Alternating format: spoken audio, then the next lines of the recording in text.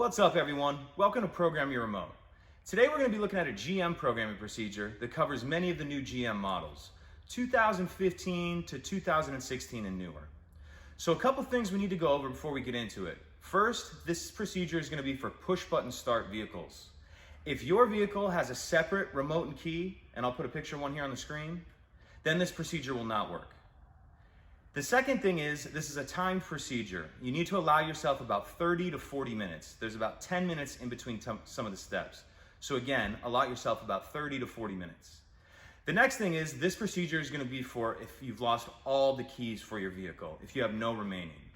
So in that case, once you have no remaining and you go buy yourself a new smart key, and yours may look a little different than this, you need to get the key cut. The emergency key in the bottom. This will be the only part of the procedure that you cannot do yourself. So in order to start the procedure rather, we need to have our smart key unprogrammed with the key cut. So once we get to that point, let's go ahead and jump into it. So now we're looking at the driver's door. Some vehicles may have an exposed key cylinder where you can actually see the slot where the key will go right in. But on some vehicles, you're gonna have the key cylinder cap, such as this. So we need to remove that. How we're gonna do that is, if you look under here and you see this slot right there, we're gonna take the emergency key that again's already been cut, and you're just gonna lift the door handle slightly, put that key up in the slot, and just wiggle it. Yours may come off there a little harder if it's never been off. So once we have that off, now we have our key cylinder exposed. So now that we've got the lock cylinder cap removed, we can go ahead and move forward with the rest of the procedure. So as I was saying earlier, this is a timed procedure. We're gonna need 10 minutes for this first step. So get yourself something to time yourself with. I'm gonna use a phone here. Just have that handy.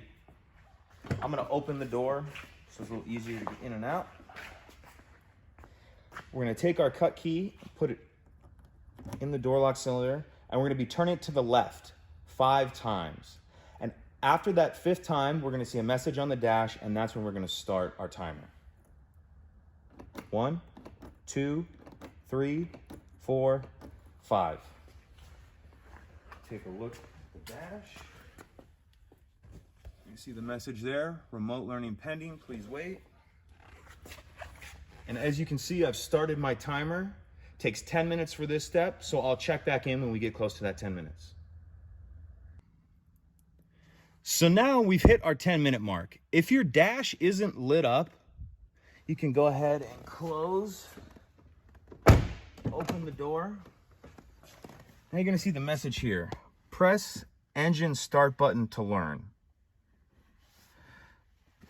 So we're gonna go ahead and press the start button. And now we need to reset our timer for another 10 minutes. And we'll check back in when we get close to time. So now we've hit our 10-minute mark for the second time, and we're gonna repeat the previous step exactly. I'm gonna close and open this door just to get the light on the dash. And you'll see the message on there again. So we'll go ahead and press the start button. And then we're going to reset our timer. And we'll see you in 10 minutes. So now we've reached our 3rd and final 10-minute mark. So we're gonna go ahead and close and open the door just to light up the dash. And we're gonna go ahead and press the stop start button. Now you may or not be able to see there, it says ready for remote 1. So we're gonna take our transmitter and we're gonna put it in the center console. And if you can see here, there's a pocket for it right there. That may look a little different depending on your vehicle. So we want to put the transmitter in that pocket with the buttons facing the rear. So we have that in there. Now we're going to go ahead and press the stop start button again. Now we're going to remove the transmitter from the pocket and press either the lock or unlock button. And now we're going to hold down the start button for 12 seconds to exit programming mode. 1, 2, 3, 4, 5, 6, 7, 8, 9, 10, 11, 12.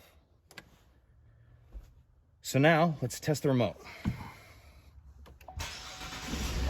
That's a working remote.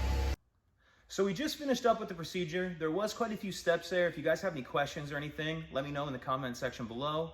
If you could take a minute to like the video and subscribe, helps us out, helps the channel out, and I'd appreciate it. Thank you.